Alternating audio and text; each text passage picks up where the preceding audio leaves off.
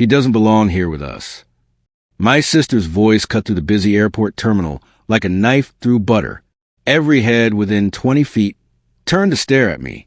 I stood frozen, my carry-on bag slipping from my shoulder as I watched Angela wave security toward me with a confidence that made my stomach twist. The overhead announcements faded into white noise. Travelers stopped mid-step to watch the drama unfold. My heart hammered against my ribs as two security officers approached with cautious expressions. Angela stood beside her husband, Vincent, both dressed in designer clothes that screamed money. I looked down at my simple jeans and worn jacket, suddenly feeling every bit the outsider she was painting me to be. The ticket agent behind the counter glanced at my boarding pass, and her entire body went rigid. Her eyes widened as they fixed on my last name printed across the top. She opened her mouth, then closed it again, her face draining of color. Something shifted in that moment, something I did not yet understand but could feel crackling in the air between us. My name is Thomas Whitmore. I am 32 years old, originally from Boston, Massachusetts. If this story resonates with you, please subscribe to my channel for more fascinating stories like this one. What happened next changed everything I thought I knew about my family. The ticket agent's hand trembled slightly as she held my boarding pass. Her colleague leaned over to look, and I watched recognition flash across his face too. Angela noticed their reaction but misread it completely. A smug smile spread across her perfectly made-up face. She clearly thought their shock was confirmation that I did not belong in the first-class section, that I had somehow scammed my way into her exclusive world. Vincent placed a possessive hand on her shoulder, his expensive watch catching the fluorescent lights. The security officer stood beside me now, professional but uncertain. One of them reached for my identification, while the other spoke quietly into his radio. My pulse thundered in my ears, drowning out the sounds of rolling luggage and crying children. I wanted to defend myself, to explain that I had every right to be there, but the words stuck in my throat. Years of family gatherings where Angela had made me feel small, where she had subtly and not so subtly reminded me that I was less than her, had trained me to stay quiet. The female ticket agent finally spoke, her voice barely above a whisper as she reached for the phone beneath her counter. I could not hear what she said, but I watched Angela's expression shift from triumph to confusion as the agent's eyes never left mine. "Sir, we need you to step aside for a moment." The security officer's tone was polite but firm. Humiliation burned through my chest as passengers whispered and pointed. Angela actually laughed, a sharp sound that felt like a slap. She turned to Vincent and said something I could not quite hear, but her body language screamed victory. I picked up my bag and followed the officers away from the counter, my legs moving automatically even as my mind raced. This was supposed to be a simple family trip to celebrate our father's 70th birthday in Miami. I had saved for 6 months to afford the first-class ticket, wanting to arrive feeling refreshed and ready to enjoy the weekend. Instead, I was being treated like a criminal in front of dozens of strangers. The female ticket agent caught my eye as I walked past and gave me the smallest nod, so subtle I almost missed it. Her expression had changed from shock to something else, something that looked almost like respect. She gestured with her hand, a tiny movement toward a quieter area near the gate windows. I did not understand what was happening, but that gesture held a promise I desperately wanted to believe in. Behind me, I heard Angela's voice rise with satisfaction as she explained to nearby passengers how she was protecting her family from an imposter. I stood by the tall windows overlooking the runway, watching planes take off while my mind worked through what had just happened. Angela had publicly declared I did not belong with them, had called security like I was some kind of threat. The worst part was that a small voice in my head wondered if she was right. Our mother had always favored her, had always made it clear that Angela's accomplishments mattered more than mine. Angela became a corporate lawyer, married wealthy Vincent, lived in a mansion in Connecticut. I taught history at a community college and rented a small apartment. In our family's eyes, that made all the difference. But something about the ticket agent's reaction nagged at me. She had recognized my last name, had gone pale when she read it. Whitmore was not exactly uncommon, but her response suggested it meant something specific in this context. I pulled out my phone, searching for information I should have remembered. My grandfather had been involved with several airlines before he passed away. His legacy was something our family rarely discussed, at least not around me. Angela's voice carried across the terminal as she called our mother, no doubt spinning a story about how I had tried to crash their first-class experience. I needed a strategy, not impulsive anger, but careful, calculated action. The security officer stood at a respectful distance, watching me, but not approaching. They seemed to be waiting for something. I scrolled through my contacts until I found the name I was looking for. Marcus had worked with my grandfather decades ago and now held a senior position with the airline. We had stayed in touch over the years, mostly exchanging holiday cards, but he had always told me to call if I ever needed anything. My fingers shook slightly as I dialed his number. He answered on the third ring, his familiar voice warm with surprise. I explained the situation quickly, keeping my voice low. There was a long pause before Marcus spoke again, and when he did, his tone had completely changed. He asked me to send him a photo of my boarding pass and identification. While I waited, I watched Angela through the crowd. She was still on her phone, gesturing dramatically as she spoke. Vincent stood beside her, looking uncomfortable now, glancing between his wife and where I stood with security. The female ticket agent from earlier caught my eye again, and this time gave me a more obvious nod. My phone buzzed with a text from Marcus, 3 words that made my breath catch. They will know soon. Angela noticed me looking at my phone, and her expression shifted. For the first time since this nightmare began, I saw a flicker of uncertainty cross her face. She said something sharp to Vincent, who shook his head and moved away from her slightly. Whatever story she had been weaving was starting to unravel at the edges. Marcus called back within minutes. He had spoken with airport management and confirmed what I should have remembered from the start. My grandfather's name was not just known in airline circles. It was legendary. He had helped establish safety protocols that were still in use today, had invested in the company when it was struggling, had left a legacy that extended far beyond our family drama. The ticket agent had recognized the Whitmore name because it was listed in their internal systems as a family to be treated with particular respect. Marcus assured me I could board without any issues, that the misunderstanding would be cleared up immediately.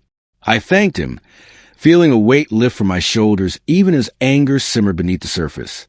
Angela had tried to humiliate me based on nothing but her own arrogance and our mother's favoritism. She had assumed I was nobody, that I had no connections or value beyond what she assigned to me.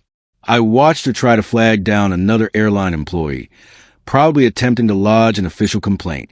The woman listened politely but kept glancing toward the gate desk where the original ticket agents were now in what appeared to be an intense discussion. One of them was on the phone, nodding seriously. Vincent had moved even further away from Angela now, his discomfort visible in every line of his body. Angela muttered something I could not hear, but her voice carried a threat I had heard countless times before. She thought she was clever, that she held all the power. We would see about that. My phone rang again. This time it was our mother. I almost did not answer, knowing Angela had already poisoned her against me. But curiosity won out. She launched into a lecture before I could even say hello. According to Angela, I had shown up at the airport trying to force my way onto their flight, had become aggressive with staff, had embarrassed the entire family. I listened to her recite Angela's lies without interrupting, feeling each accusation like a familiar wound. This was our family dynamic in miniature. Angela created a narrative, our mother believed it without question, and I was left defending myself against fabrications. When she finally paused for breath, I spoke calmly. I told her the truth, that I had purchased my own ticket months ago, that Angela had called security on me for no reason other than her own prejudice. My mother's response was predictable. She suggested I was being overly sensitive, that Angela was just worried about her family's safety, that I should have known better than to surprise them at the airport. The implication was clear. I should have asked permission to travel on the same flight as my sister. The absurdity of it would have been funny if it was not so painful. I heard Angela's voice in the background, urging our mother to tell me I was not welcome. Something inside me finally cracked.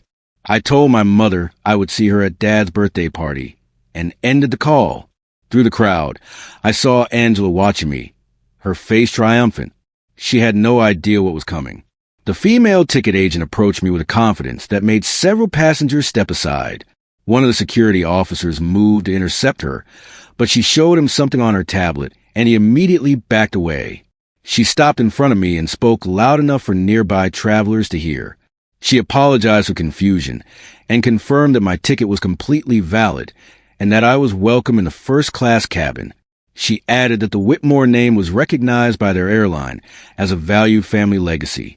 The words hung in the air like a bomb waiting to explode. I watched Angela's expression shift from triumph to confusion to something approaching panic. Passengers who had been whispering about me moments before now stared at Angela with new understanding. The security officers quietly excused themselves, one of them shooting Angela a look that suggested they were not pleased about being called out for nothing. Vincent's face had gone pale, his hand dropping from Angela's shoulder like she had suddenly become toxic.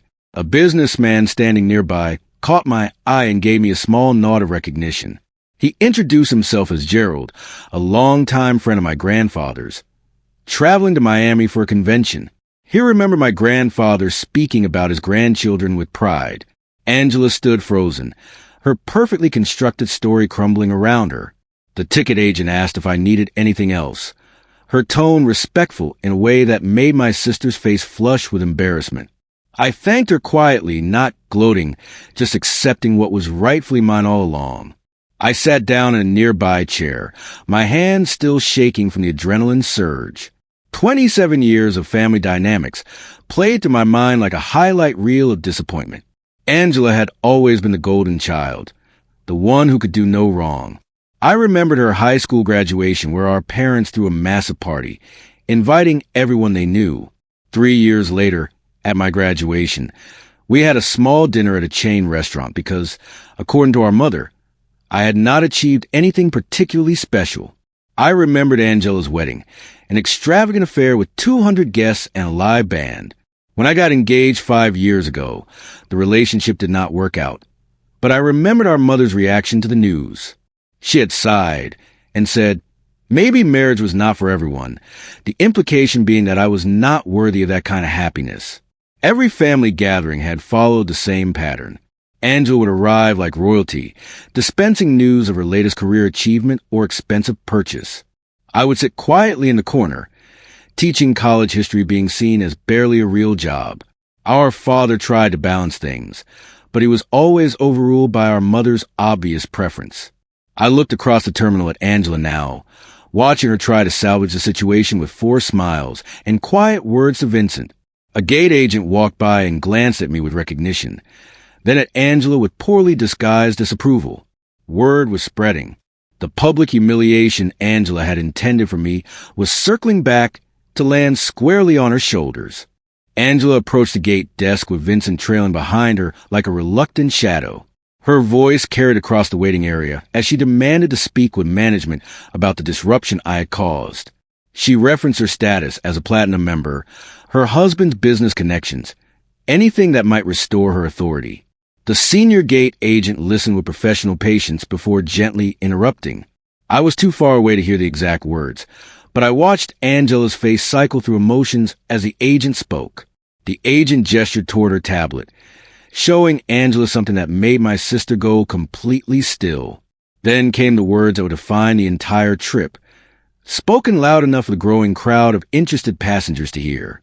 The agent said my name carried a level of authority within their airline that Angela should respect, that my grandfather's contributions to aviation safety and the company's early success were well documented in their corporate history.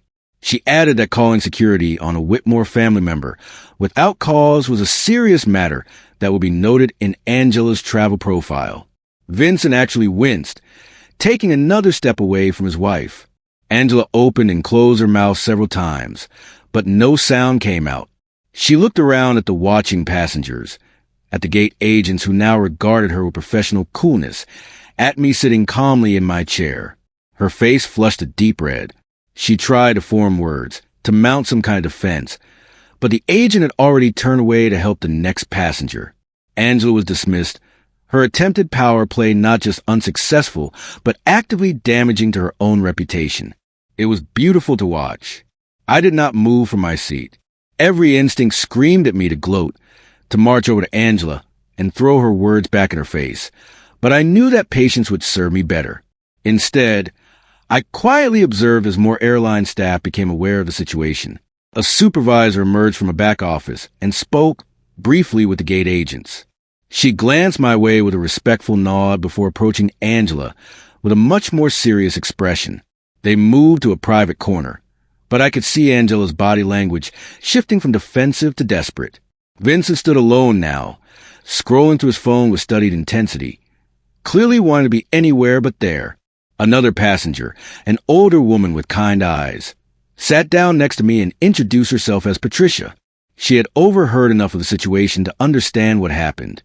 She shared that she had known my grandfather professionally and remembered him as a man of integrity who always treated people with respect regardless of their status.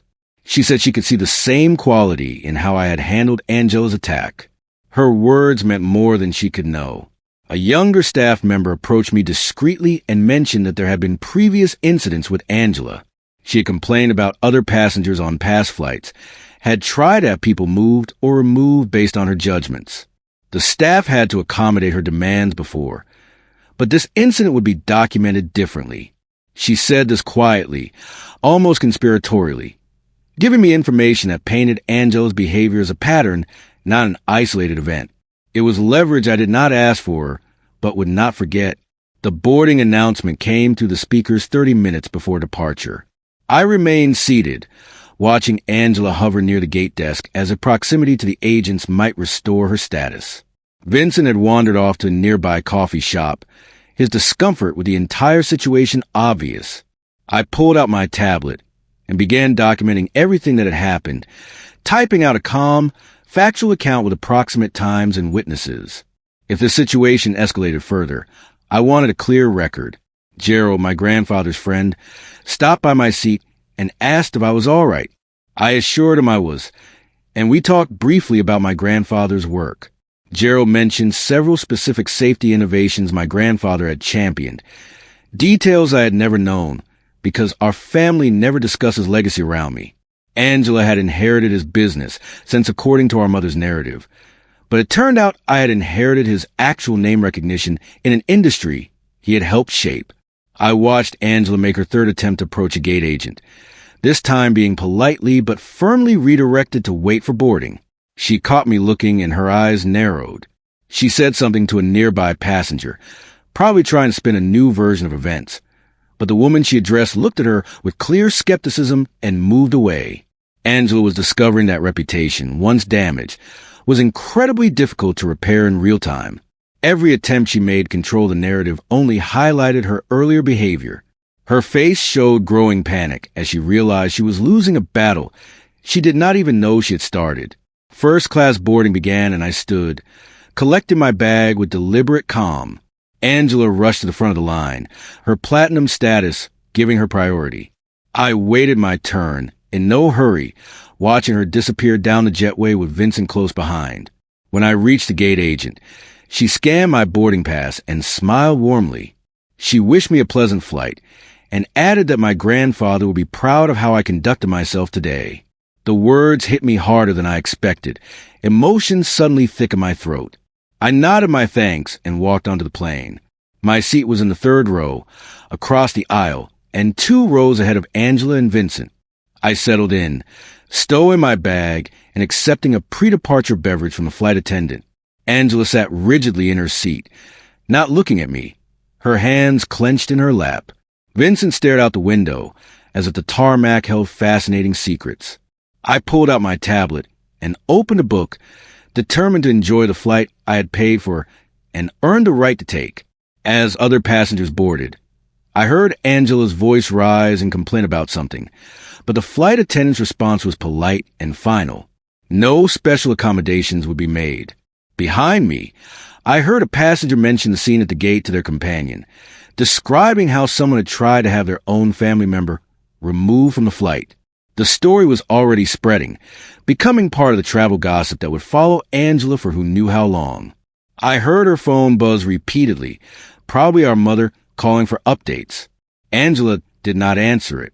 Justice, I realized, sometimes arrive in small, perfect moments. Once we reached cruising altitude, I unbuckled my seatbelt and noticed Gerald seated several rows behind me. He caught my eye and gestured toward the empty seat beside him. I moved back to talk, glad for the distraction. We spent 20 minutes discussing my grandfather's career, and Gerald shared stories I had never heard. He talked about how my grandfather had insisted on thorough training for all staff regardless of their position, how he had personally funded scholarships for aviation students from disadvantaged backgrounds, how his name was still spoken with reverence in certain industry circles. Gerald also mentioned that he remembered meeting Angela once at a company event years ago. She had been dismissive of the older employees, focused only on networking with executives. My grandfather had apparently noticed and later commented that business success meant nothing without basic human decency. Gerald's eyes held sympathy as he said this, understanding without words that family dynamics were complicated. Another passenger, a woman named Brenda, overheard our conversation and leaned in to add her own story. She had worked with my grandfather on a safety committee and described him as someone who listened to everyone from maintenance workers to pilots. She looked at me with something like recognition and said that I seemed to have inherited his character. I returned to my seat feeling validated in ways I had not expected. Angela's head was turned toward the window, but I could see her reflection in the glass. Her jaw was tight, her expression miserable. Vincent appeared to be sleeping, or pretending to sleep, probably to avoid conversation with his wife. I spent the next hour of the flight reading, but my mind kept wandering to what would happen once we landed. Angela would likely try to control the narrative with our family, painting herself as a victim of airline incompetence or my manipulation. Our mother would believe her initially because she always did, but this time felt different. This time there were witnesses, documentation, and a paper trail of Angela's behavior that existed beyond family politics. I opened my tablet's notepad and began outlining exactly what I would say I confronted at Dad's party. No anger, no accusations, just facts presented calmly. Angela had called security on her own brother for no reason other than class prejudice. The airline staff had recognized our family name and treated me with the respect our grandfather's legacy earned. Angela's repeated attempts to have me removed had been documented and would affect her future travel.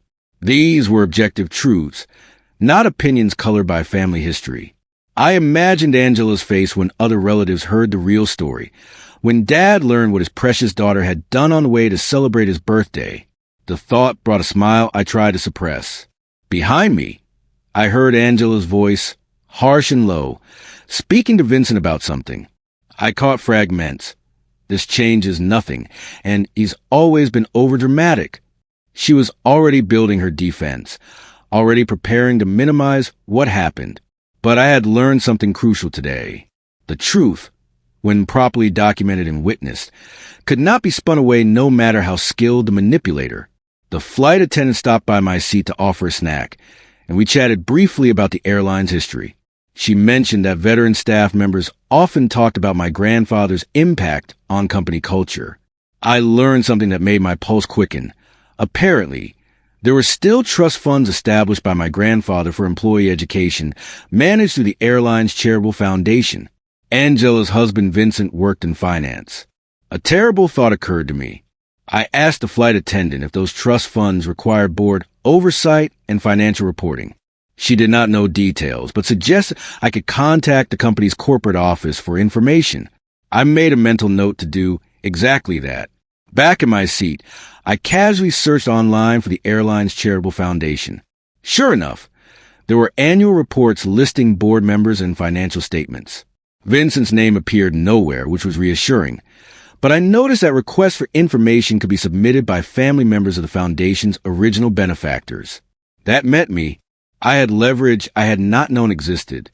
If Angela had been manipulating our family's reputation or connections for personal gain, if Vincent had been involved in anything questionable regarding family assets, this could expose it. I was not looking to destroy my sister, but I was absolutely done being treated as inferior when I had just as much right to our grandfather's legacy as she did. The plane began its descent toward Miami. I looked out the window at the coastline appearing below, feeling something shift inside me. This trip was going to be very different than any of us had anticipated. We landed smoothly and taxied to the gate. I remained seated as first-class passengers began gathering their belongings. Angela stood abruptly, yanking her bag from the overhead bin with unnecessary force. Vincent followed her like a tired ghost, his earlier enthusiasm for the trip completely gone. I took my time, letting most of the cabin empty before retrieving my own bag. Gerald caught my eye and gave me an encouraging smile. Patricia, the older woman who had spoken to me earlier, touched my arm gently as she passed and told me to stay strong. Their support meant more than they could know. In the terminal, I followed at a distance as Angela marched toward baggage claim. Her phone pressed her ear. From her gestures, I could tell the conversation was not going well. Vincent walked several feet behind her, creating physical distance that spoke volumes about their relationship. I collected my check bag and made my way toward ground transportation. Our family had rented a large beach house for the weekend, and various relatives would be arriving throughout the day. The birthday dinner was tomorrow evening, giving everyone time to settle in and catch up, or, in Angela's case, time to prepare her version of events. I climbed into a taxi and gave the driver the address, watching the Miami landscape roll past. The sunshine felt mocking compared to the storm I knew was brewing. Angela had dropped a threatening remark at the gate about making sure I regretted embarrassing her. I had witnesses who heard it. The driver asked if I was in town for business or pleasure, and I laughed. Neither. I told him, family obligation. He nodded knowingly, as if that explained everything. The beach house was enormous, with 6 bedrooms and floor-to-ceiling windows facing the ocean. I arrived before Angela and claimed a room on the 2nd floor with a view of the water. By the time she and Vincent showed up, I was unpacked and sitting on the back deck with a cold drink. I heard her voice through the open sliding door, sharp and demanding as she directed Vincent to bring in their luggage. She did not acknowledge me, and I did not acknowledge her. An uneasy truce settled over the house. Other relatives began arriving as the afternoon wore on. My Aunt Victoria and her husband Thomas, my cousin Rita with her teenage twins, my Uncle Philip with his new wife, whose name I could never remember. Dad would arrive tomorrow morning. The birthday boy himself, oblivious to the drama that had preceded his celebration. Dinner that evening was Angela's carefully orchestrated affair. She had hired a private chef and insisted everyone dress nicely. I came downstairs in khakis and a button-down shirt to find the dining room transformed with flowers and candles.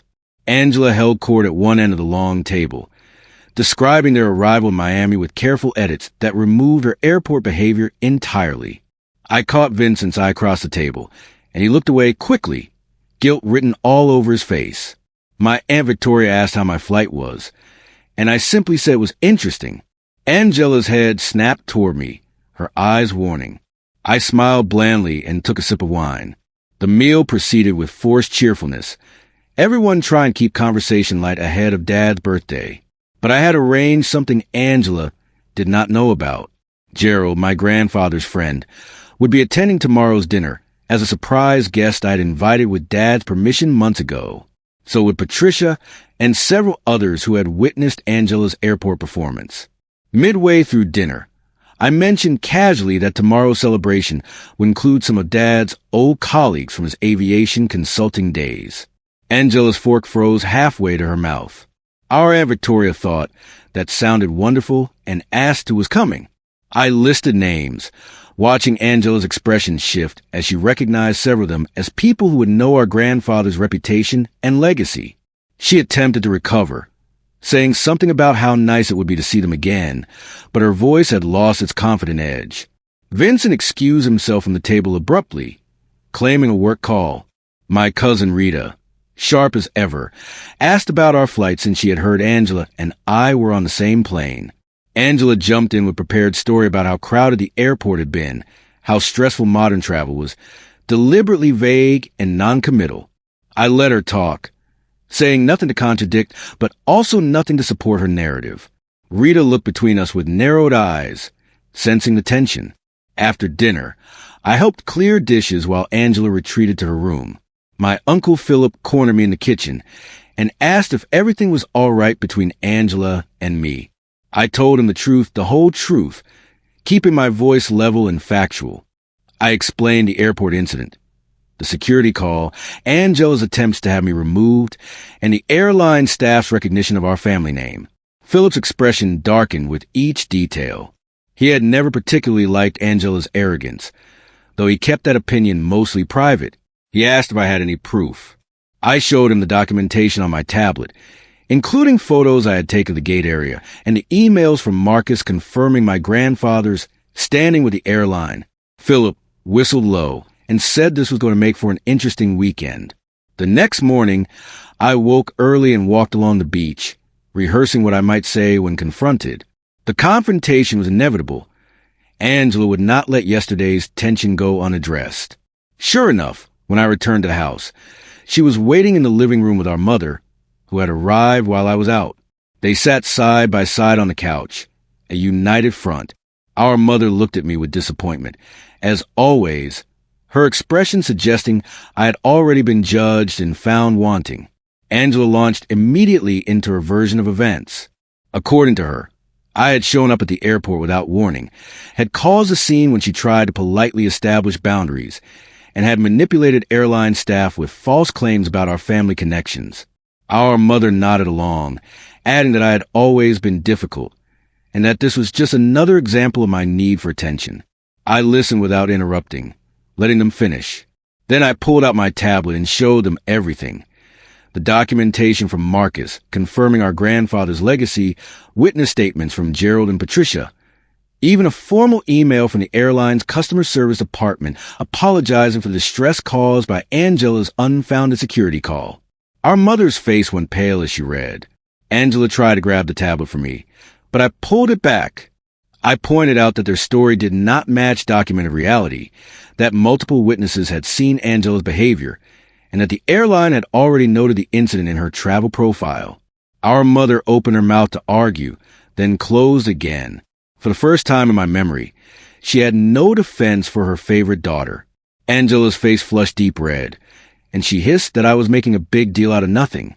I replied calmly that calling security on family was not nothing, that publicly humiliating someone based on class prejudice was not nothing, and that I was done accepting less than I deserved. Vincent appeared in the doorway, drawn by raised voices. Angela turned to him for support, her eyes desperate. He hesitated, looking between his wife and me with visible discomfort. I watched him war with himself, loyalty to Angela battling against whatever conscience he still possessed. Finally, he spoke, his voice quiet but clear.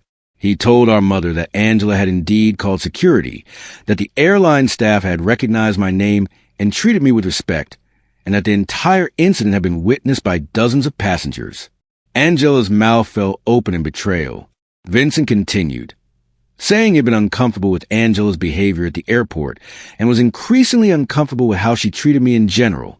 He mentioned other incidents I had not known about. Angela mocking my job choice to her friends. Angela suggesting to relatives that I was financially unstable.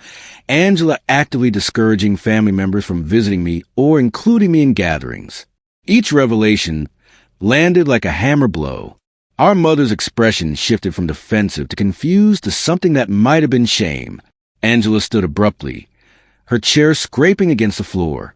She called Vincent a traitor and me a manipulative liar. She said we were all ganging up on her, that this was proof the family had never appreciated her sacrifices. The irony of her words would have been funny if they were not so sad. My Aunt Victoria chose that moment to walk in from the kitchen, followed by Uncle Philip. They had heard everything. Victoria's expression was cold as she addressed Angela directly. She said that what we just discussed was not ganging up, but rather holding someone accountable for cruel behavior.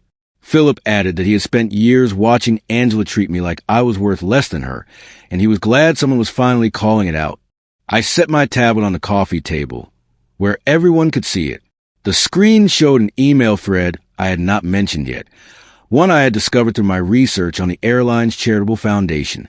It included correspondence about board positions and family legacy connections, discussions that mentioned both my name and Angela's as potential candidates for foundation involvement based on our grandfather's contributions. The emails revealed that Angela had submitted an application for a board position 3 years ago, claiming to be the sole heir to our grandfather's aviation legacy.